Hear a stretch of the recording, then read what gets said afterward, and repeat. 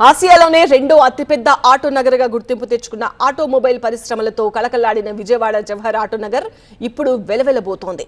రోజు రోజుకు దెబ్బతింటున్న ఆటోమొబైల్ పరిశ్రమల కారణంగా ఉపాధి లేక ఖాళీగా ఉంటున్నారు. అసలు ఈ పరిస్థితి రావడానికి కారణాలేంటి? ఆటోమొబైల్ యజమానులు ఏం చెప్తున్నారు?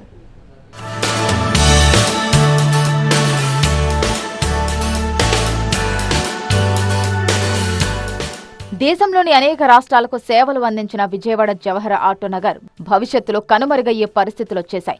20,000 మెకానిక్ మేస్త్రీలు, సీనియర్ మెకానిక్లు, హెల్పర్లతో కళకళలాడుతూ కోలాహలంగా ఉండే విజయవాడ జవహర్ ఇప్పుడు 1700 మందితో అతి కష్టంగా నెట్టుకొస్తోంది. దేశ విదేశాలతో పాటు రాష్ట్ర వ్యాప్తంగా అనేక దశాబ్దాల పాటు విస్తృతంగా సేవలందించిన విజయవాడ జవహర్ ఆటో నగర్ నేడు టెక్నీషియన్ల కొరతను తీవ్రంగా ఎదుర్కొంటోంది. ఒకప్పుడు వివిధ పనులకు సంబంధించి 20,000 మంది వర్కర్లుగా పనిచేస్తూ జీవనోపాధి పొందేవారు. కానీ అదంతా గతం.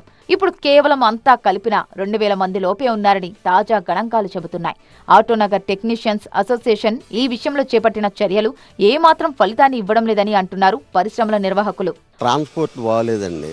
ట్రాన్స్పోర్ట్ బాగోపోవటం వల్ల అన్ని రకాల యూనిట్లు, మా బాడీ బిల్డింగ్ కానీ, పౌండరీ కానీ, మెకానిక్ కానీ, ప్రతి వర్క్ కూడా రాను తగ్గిపోయి ఇదివరకు 50 మంది ఉన్నారనుకున్నారు వర్కర్లు, ఇప్పుడు 4గురికి 5గురికి అట్లా వచ్చిందండి.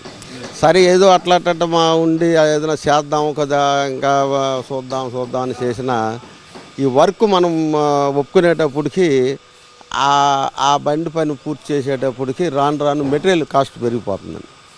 దీని మీద కొద్ది లాస్లోకి వస్తుంది తప్ప. ఆటోమొబైల్ రంగంలో ప్రత్యేకమైన గుర్తింపు విజయవాడ జవహర్ ఆటో నగర్ కు ఉంది. కానీ ఇప్పుడు అదే ఆటో నగర్ లో టెక్నీషియన్స్ గా సేవలందించే వారి సంఖ్య తగ్గిపోయింది. దీంతో పరిశ్రమలు మూతపడే పరిస్థితులు వచ్చేశాయి. పరిశ్రమల్లో పనిచేసే స్కిల్ మెకానిక్ల తరం ఆగిపోవడంతో, వారసత్వంగా ఆటోమొబైల్ రంగంలో వచ్చే వారి సంఖ్య తగ్గిపోవడంతో పరిశ్రమలు మూతపడటం, ఉపాధి లేకపోవడం ఏర్పడిందని ఆటోమొబైల్ ఇండస్ట్రీస్ ప్రతినిధులు అంటున్నారు. గతంలో 45,000కు పైగా ట్రాన్స్పోర్ట్ వాహనాలు ఒక్క కృష్ణా జిల్లాలోనే ఉంటే ఇప్పుడు ఆ పరిస్థితి ఎక్కడా కనిపించడం లేదని చెబుతున్నారు.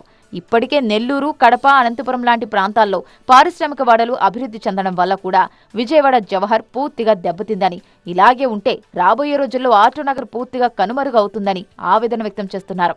ఆటోనగర్ అభివృద్ధి చెందాలి అంటే ప్రభుత్వమే ప్రత్యేకంగా దృష్టి సారించాలని కోరుతున్నారు పరిశ్రమల నిర్వాహకులు.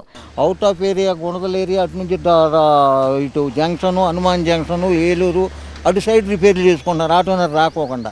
మరి ఇక్కడ కార్మికులందరూ ఏం చేస్తారు సార్? చాలా డల్ అండి. పొద్దున్నీ సాయంకాలం కూడా వ్యాపారాలు లేవు. చాలా వేస్ట్ అండి సారు. చాలా ఇప్పుడు నాకు 51 సంవత్సరం అండి.